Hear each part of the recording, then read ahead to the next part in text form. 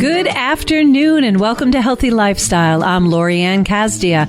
Our goal here at Healthy Lifestyle is to inspire, educate, and empower you to fulfill a healthy, emotional, spiritual, and physical life so you can feel empowered to live the life you have always wanted and dreamed.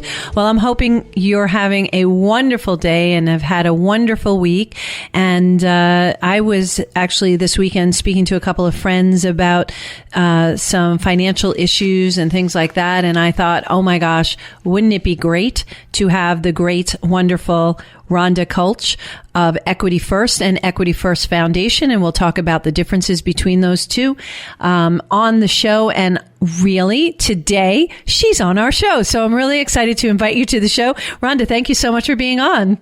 Oh, thank you for the call. I appreciate the opportunity. No worries. I was, like I said, I was talking to some friends about finances, and I'll get into that in a second. But first, for our listeners, edification, can you explain the difference between your company, Equity First, and your non-for-profit Equity First Foundation? Sure, absolutely. So Equity First was established in 2004. We focus on helping small businesses and consumers that are in financial distress. So predominantly that means somebody with debt issues, credit card issues, mortgage-related problems, maybe making some good decisions for their businesses, but they physically need somebody to handhold them and walk them from point A to point B. So we do all the consultations and we physically do all that hand-holding to make sure that we problem solve on behalf of our clients. In 2015, I opened up the Equity First Foundation. As a mom of 5, I realized that my children were not really learning the basics of what we refer to now as financial literacy, understanding smart choices, how to have conversations about money and finance with family members, understanding the appropriate types of credit and what makes sense for somebody in high school, somebody in college, and adulthood. So the Equity First Foundation, again, we opened that in 2015, and we focus on financial literacy education and programs for school districts. We do it for our community, and then we do corporate lunch and learn. And again, there we're literally going in and giving them the basics and overview and the tools so that they have a baseline understanding of how to be responsible with their money. Yeah, and it's not uncommon for people to just not understand and have financial literacy, as you put it in terms like that. I totally agree that we don't cover that enough in our schools, be it secondary school or even higher education. We don't give those tools to our children. We do from home, if you will, and sometimes people don't because it's just scary. It's something that people keep very private, and keeping it private too, they ignore it because it's really a scary topic for most people. Do you find that? We find that all the time. Yeah. And, a couple of great examples is, people will say to me from the Equity First side, well, who's a good, who do you see? And I'll say to them, my clients, I have attorneys. They are smart, well-educated people, but they were not required to take business classes. So you have these amazing people with wonderful degrees of education, but they can't balance the checkbook. Yeah, and when they go to their personal side, they just can't do it. They just can't put those tools into place, and even making smart credit decisions and things like that. And it's kind of kept to be what seemingly is a mystery for a lot of people. So, and that's something that you deal with on a day-to-day basis. I love the fact that you have the foundation and are on the educational side of it to help us kind of fill that hole, that need, that requirement. You've been on the show before, but in a different role. You're the founder of the Angel Awards, which I think is a beautiful thing. You really lift up business owners, and I think that's a wonderful foundation as well. Thank you. It's so great. So with that said, what trends are you seeing with small businesses these days? On the small business side, it's a variety of things. We're getting a lot of people who are finally just starting to see income coming in from, PPP programs.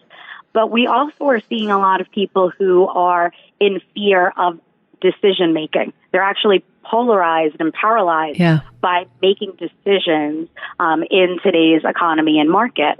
So they have X amount of dollars and they're trying to figure out, do I pay my bills? Do I hire new employees? So a lot of what we're seeing trend-wise, at least for, I'll say, summer 2020, is people actually making decisions and creating plans. So they're a little lost right now. I get it. So what would your recommendation be? You know, should they liquidate assets and pay their bills if they lost income? Should they pay their bills, or what's the best way to go? I think what happens is, you know, at least from where I stand when I'm talking with anybody that's a client, is looking at the overall picture, right? It's really hard to kind of just say, pay your bills or don't. What's important is that people know whether or not they're putting a Band-Aid on a big problem. So to give you an example, if a client comes to me and says, look, I have $40,000 in credit card debt, I have $10,000 in the bank, and that $10,000 will maybe get me through another month, maybe a month and a half of me making myself current on all of my expenses. And they'll look to liquidate assets because in their mind, things will change, things will get better, and the income will come. The reality is that if they haven't seen any progression in the last 6 weeks to 2 months in their business cycle, right now, I would generally not recommend for somebody to liquidate assets in order to pay their expenses, because it's important for me, at least the way that I review with my clients, I don't want to see them, you know, liquidate an emergency fund.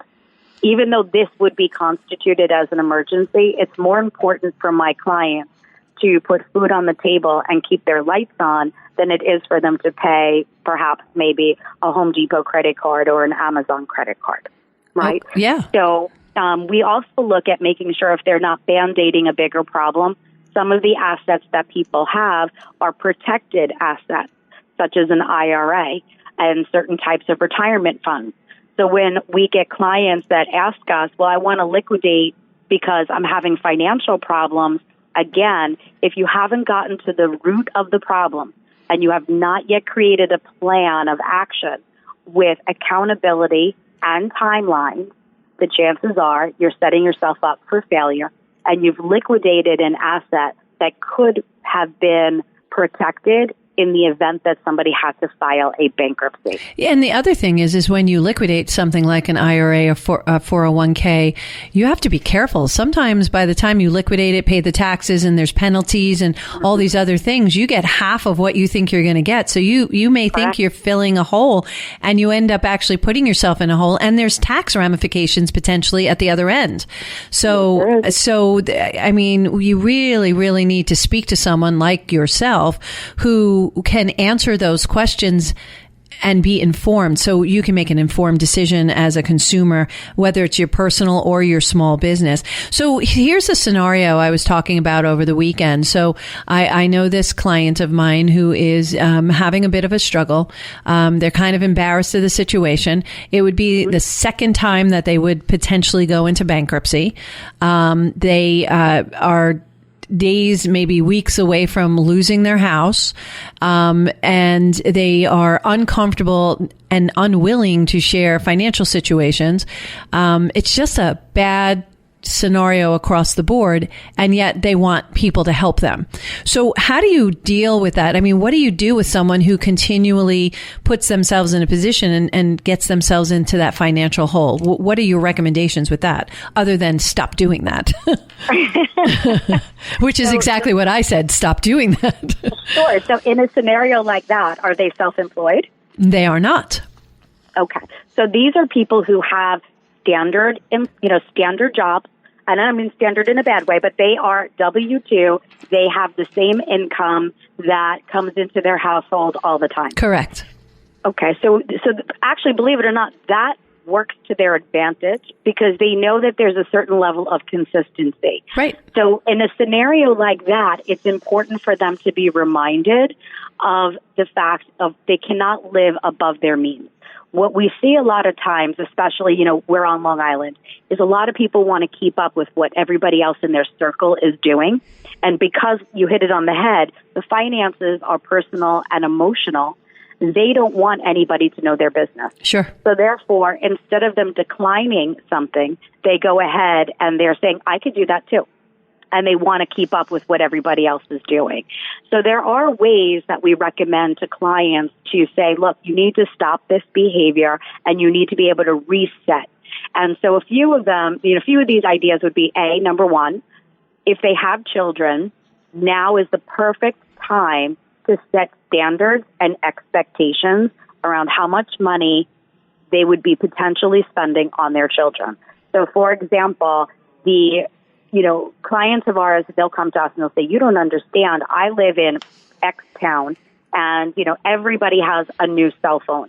Everybody has $200 sneakers. Exactly. Yeah. And so, what we'll do is I'll say, okay, great. Let's go through an example. And we break down the barriers for them and we teach them how to actually communicate with their children so that hopefully that helps alleviate some of the emotional stress.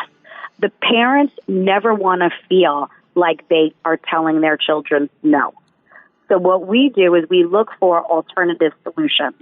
So for example, maybe there is that iPhone or that pocketbook or those pairs, that pair of sneakers, but we are sending people, and I know it sounds silly, but we send them to the marketplace on Facebook.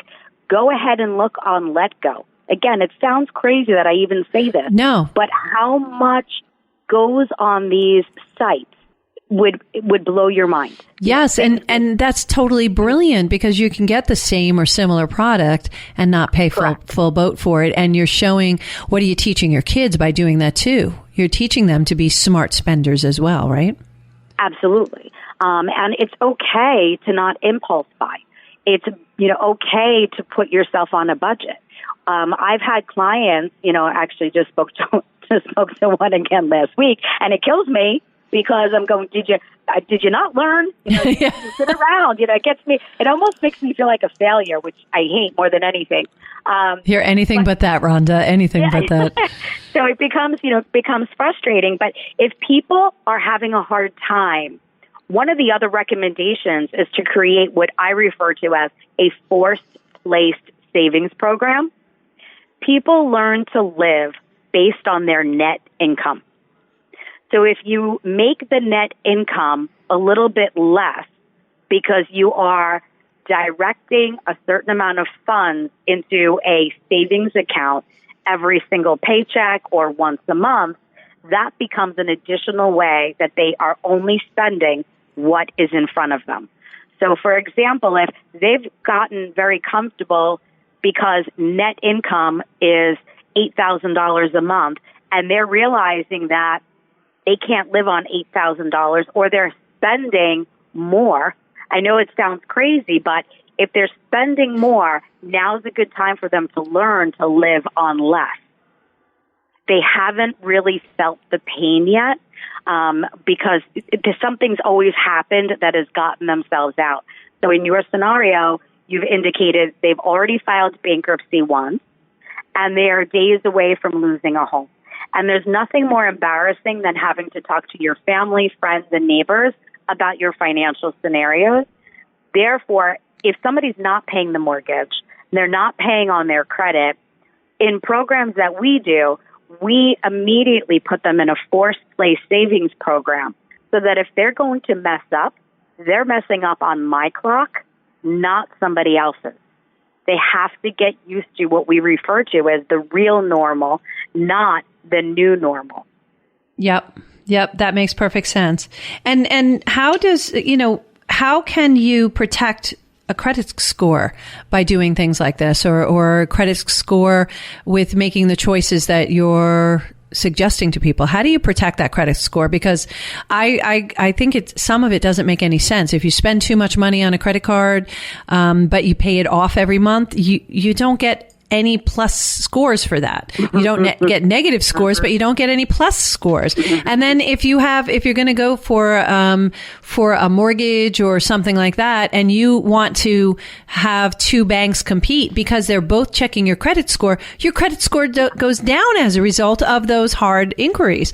So how do you protect that credit score? So again, everybody comes to us for something different. So first and foremost, making sure that even if you are having financial difficulty, always do the best that you can to make the minimum payment. So your credit is based off of how well your payment history is, and then what we also refer to as your utilization rate. So your utilization is if you have $1,000 worth of credit and you've used $1,000, that means you've used 100% of your credit, and that's bad. Recommendation is what, 10%, right? So no more than 10%. The best is anything under 30. Got it. So you're actually okay. So what we'll recommend to somebody is, look, if you have to use $1,000 worth of credit, let's get you more than maybe one credit card. Let's get you two credit cards. So maybe instead of it being 1,000, you have access to more lines of credit, even if you're not using them. That will decrease your utilization and increase your credit score. If you are somebody that uses your credit and then pays it off every single month, you may want to try to go to utilizing a debit card or even an American Express card, because there's a difference between a credit card and a charge card. And what's a credit card is, I am using the money. I could either make a minimum payment. You've extended to me credit, right? So I could pay you back in full, or I could pay you back in installments based on a specific interest rate. Well, why wouldn't it be a good thing to pay back in its entirety? If you have that capability, you're like, okay, I want to get my airline points, but I pay it off at the end of the month. Something like that, I would probably recommend them utilizing an American Express card, because American Express has charge cards, not credit cards, which means you use them, you pay. You use it, you pay. So what happens is that if you are going for a mortgage, use that as an example like you brought up, and somebody is accustomed to putting all of their expenses onto a credit card because they want the points, like you're saying, whether it be air miles or it could be reward points. So we've been encouraged to use our charge cards so that we can rack up points in one form or another. So, however, what happens is that if you're applying for a mortgage and they run your credit when you're in the middle of a cycle where it does not show a zero balance, it shows a full balance, your credit will be reflected again in between. Right. So what we would normally recommend is to get additional lines of credit, still spend the same amount, but if your payment history is good, during the period of time where you have nothing on that credit card, you can go online. It's very simple. Go online. You can apply for another credit card, or if you have really good payment history, contact your current credit card holder, and you could ask them to run you for a credit line increase. If they see that you're a good payer, they can give you a credit line increase. And again, that will help in the overall credit scenario where somebody's utilization may be normally too high. Understood. And so when I'm looking for credit cards, do they depict themselves as credit card versus charge cards? Generally, no. Most of the advertisements that you will see out there, it will specifically state that it is I shouldn't say necessarily no, but the ads that you're seeing are predominantly going to be for credit cards. Yeah. Or even, again, what I usually recommend to somebody, and again, these are like little tricks. If you're not sure what is best for you based on your credit, meaning you have people who are coming out of bankruptcy, you have people who are new credit users, you have students that are in college. So there's all different types of credit for people at different stages of their life. So knowing what type of credit to apply for is important. So what I would usually recommend to a client who wants to have a new credit card, I'll say, look, just put into Google search bar about yourself, credit for somebody post-bankruptcy, credit for somebody who is a new credit user, credit for somebody who is in college, credit for bad credit scores. Just put in whatever that terminology is, and the current credit card companies that have offers out there will automatically pop up because they're paying to be in that in that search. Outstanding. That's outstanding. You are listening to Healthy Lifestyle. I'm Lori Anne Casdia. We are speaking to Rhonda Klch, and she is going to come back, and we're going to have more conversations about charge cards versus credit cards, and also talking about whether or not we should access our equity in our home right now, if it's smart or not, and all other kind of things that will help financial literacy, because we want you to be informed so you make really, really good decisions, especially at this time. So just take a break, go grab a cup of coffee, a cup of tea, something that you'd like to drink, and we will be right back.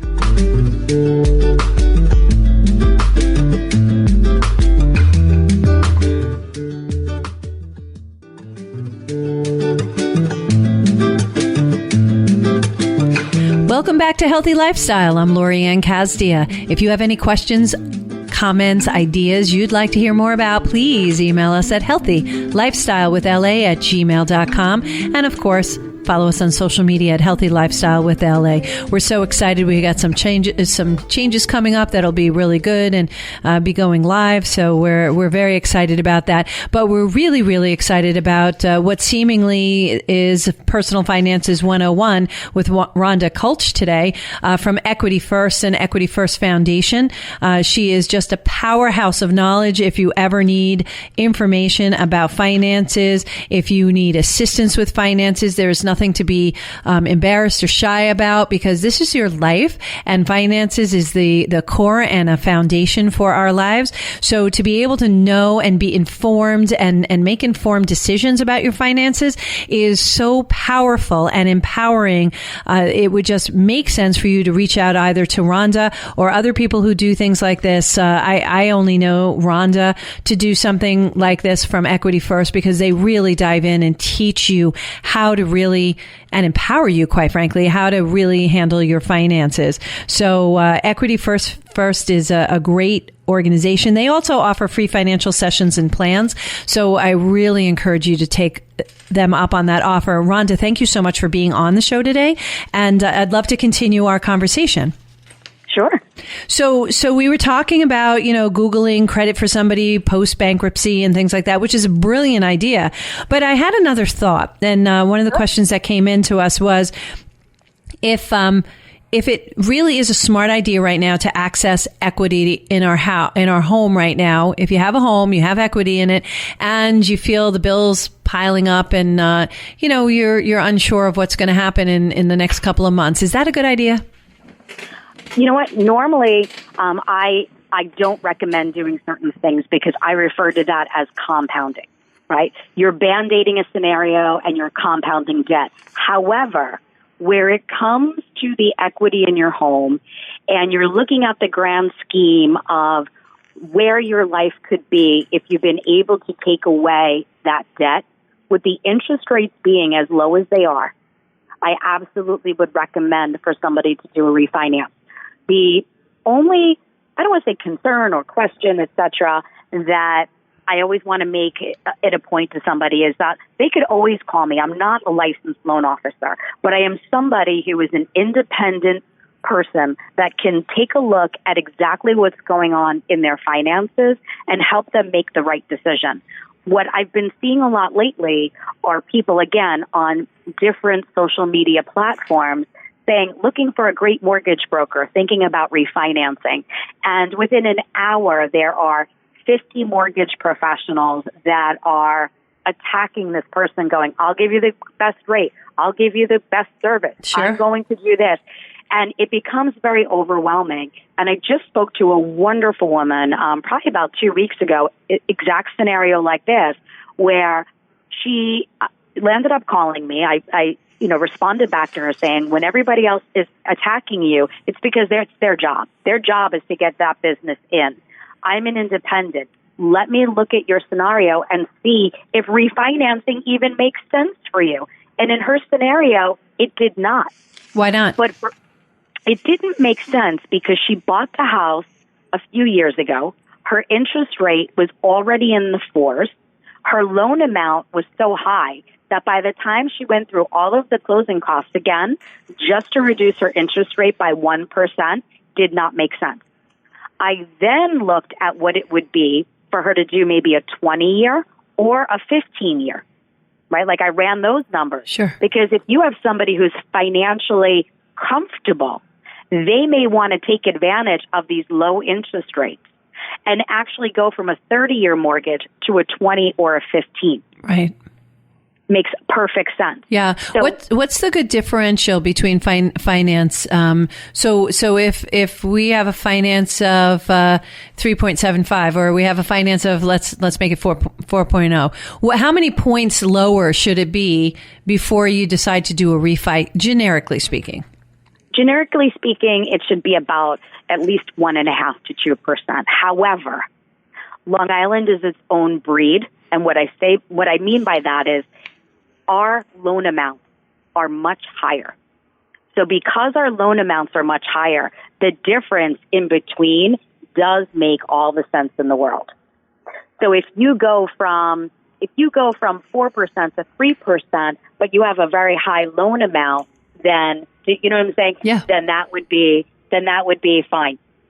That would be a huge savings. And what's the difference in a payment between a 30-year, a 20-year, and a 15-year? Because I understand that if you do biweekly payments, you can actually take a 30-year and bring it down to 22.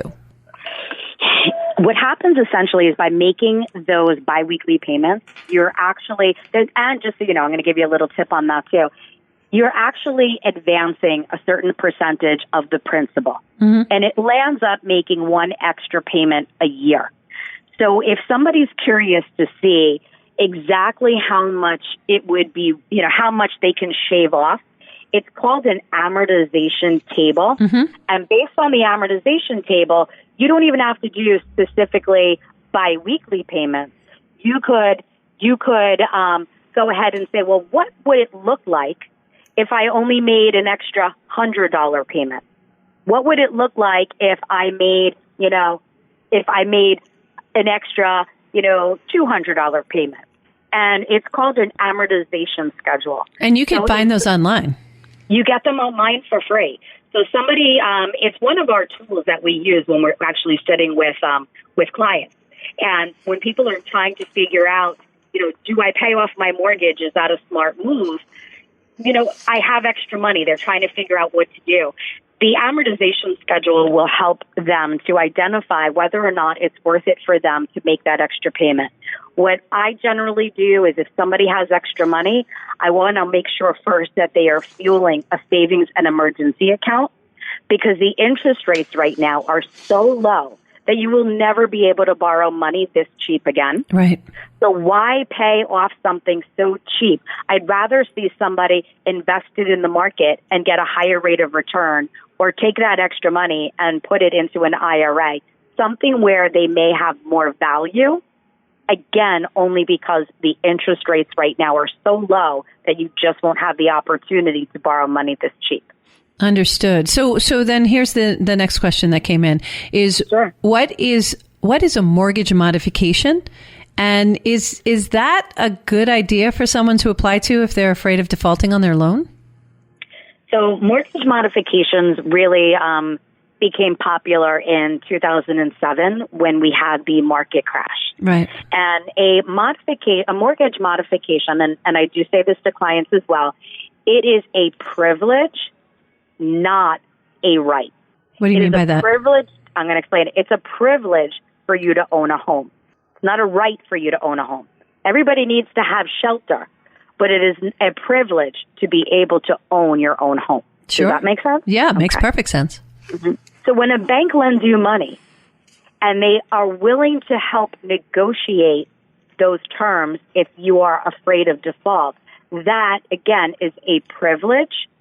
It is not a right. Sure. So there are so many people that say, I attempted, I lost my home, I tried to do a modification, my lender would not work with me, but yet I know 10 other people that landed up getting 2% interest rate. I want that too.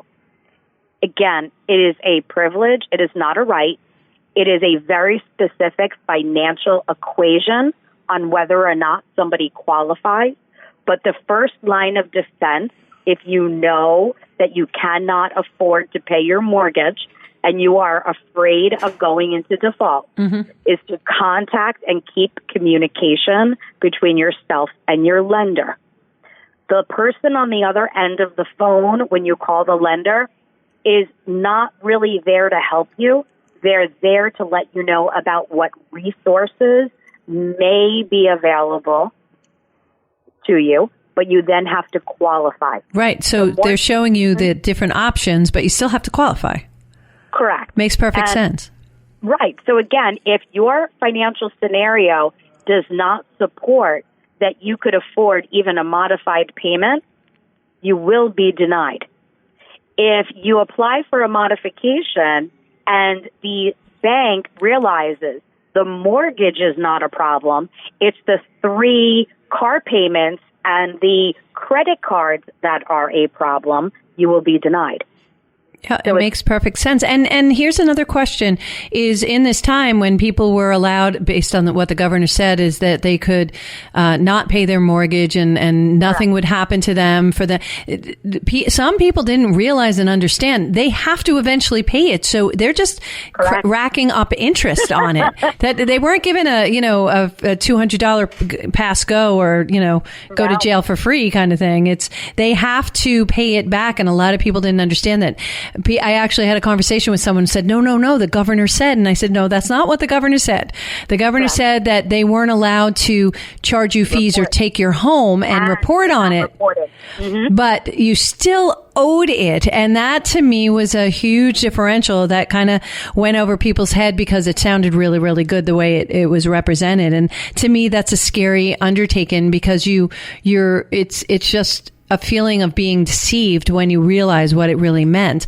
And then some people didn't really care. They said, well, we're not going to pay the mortgage company. And I was just like, yikes, you have a business agreement with these people to pay them back, So I love it when you say it's a privilege and not a right. And it's a responsibility. And we need to be held accountable for and be responsible for commitments that we've made, especially on something like a house, which is in fact a privilege. I love that you say it that way. Now we get angry. What'd you say? Clients get angry. Oh yeah, yeah. And I'll say to them, it is a privilege. Forget about the successes of other people that have had success in modification. Your scenario, your debt, your lender, your investor. Every ounce of your scenario, it's like a blueprint, is different than everybody else in your neighborhood. You cannot even compare. Yeah, and one definitely shouldn't. But if you're uncomfortable or not sure about your finances, really, really reach out. And you can reach Rhonda at equityfirstconsultants.com. That would be a really good place to go. She's on Instagram, Facebook, same thing, Equity First Foundations or Equity First Consultants. Either way, you're going to find Rhonda and be able to reach out to her to get more information like this. Rhonda, this is so great. It's like I said before, it's personal finances 101. I would love to have you back for 102. But before we wrap up in the last few minutes that we have here, I do know something about you. That this field didn't choose, you didn't choose this field. The field chose you. And how did that happen? I think, I've always been an entrepreneur and I've always been focused around business. And I've had so many opportunities to, be a financial planner or get involved in higher levels of banking or stock, etc. But I'm a problem solver. And I think for those people that do know me, once they have a taste of what I do, they love it. I'm a problem solver, and I love the challenge. There's nothing worse than doing the same thing day in and day out. I totally agree with that. So I've been doing what I do now for I'm going on 24 years. And what I love is that every day there's a different level of diversity. and something different that I'm working on. And when the market changes and our economy changes, and even as we as people and adults are changing, all of those factors play into how I develop and make recommendations for my clients. So I tell people, I'm a problem solver. So yes, you're 100%. This career path chose me because this for me is exciting and it's stimulating and it allows me the freedom to explore and research on behalf of somebody other than myself. Yeah, it's exciting. I'm right up there with you. I love doing that too as well. I'm a fixer. I like to help people jump hurdles. So I totally understand where you're coming from. The other thing that I love about you is you're so honest. You have great integrity and you're really direct with your clients. Sometimes they don't like that, I'm sure, but you're very direct with your clients. And I think in the end, they're very appreciative because this is not a time, and finances is not a time to play, smoke and mirrors and fluffy. It's a time to get down to brass tactics, right? 100%. And that's definitely what you do. And I really appreciate you for that. I do want to ask you what your why is. Why do you do what you do? I say to people all the time, it's just what makes me me. So there are those times where the why might be about the money or the why might be about a bigger picture. For anybody that knows me, I am as stripped down as I can be, and I am probably one of the most humble people that I know. And my why for me is because it makes me feel good at the end of the day, and it's not about the dollars. It's about the feeling that I've helped somebody else achieve success. And that success becomes my success. Oh my gosh. So every week on this show, our listeners hear me talk about service. And that is the epitome of service. And yes, you're allowed to feel good about helping other people. And it's a great feeling, right, Rhonda? Oh my God, it's amazing. Yeah. Well, it's life-changing. It is. It really is. It's fun. At the end of the day, I know I bounce I have a bounce in my walk when I know I've been able to help someone or solve a problem and I see it in you. You're all energy and so sincere. And I do appreciate that in you. So one more thing really quickly, emotional. Financials is very emotional. How do we separate that? How do we, put that line between emotions and finances? Again, that's what people come to me for. This is where I have to be brutally honest with clients. But if somebody is not sure about making decisions, I tell them, create a chart, look at take out a chart, pros and cons about everything that they have going on, and then what their decisions are. And let them kind of track it. And then again, holding themselves accountable. The biggest problem that people have is that they are extending their own deadline because they're not accountable to anybody. So by giving themselves their own benchmarks. So for example, I'm having a tough time in my business. How many months is it going to take before they decide whether or not that business is not sustainable?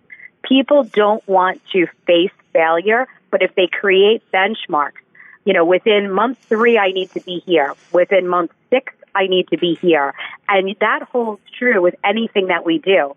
So for your friend who's having financial difficulty, if they're focused on things that are small and obtainable and they're calendared and they hold themselves accountable, they will feel success and see success, which will keep them moving forward. Yeah, because you have to pull yourself one step at a time out of the hole that you're in. It doesn't happen overnight. There's no magic pill. There's no magic move. There's nothing, the hoping you win the lottery is just not going to make it happen. So one step at a time, moving in the direction. Rhonda, if someone needs to reach out, and they should reach out to you, how do they reach out to you, and what kind of financial investment is it to work with you? So realistically, I tell everybody they can give me a call. The office line is 631-714-4822, and I'm extension 102. They can look me up, Rhonda Klch, KLCH, on any form of social media. They can send me a message. There is no fee for anybody to reach out and contact me. My because I want to work with people that want to work with me, it's also very important that we make sure that there's synergy.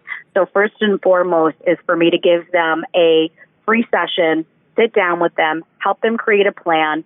I have multiple people that I sit with throughout the course of the month that are very capable of handling their own scenarios and dealing with their own problems. They almost just wanted somebody to say that what they were looking to do is correct. Confirmation and validation, yep. Correct. And that's perfect. And I'm glad I could be part of that.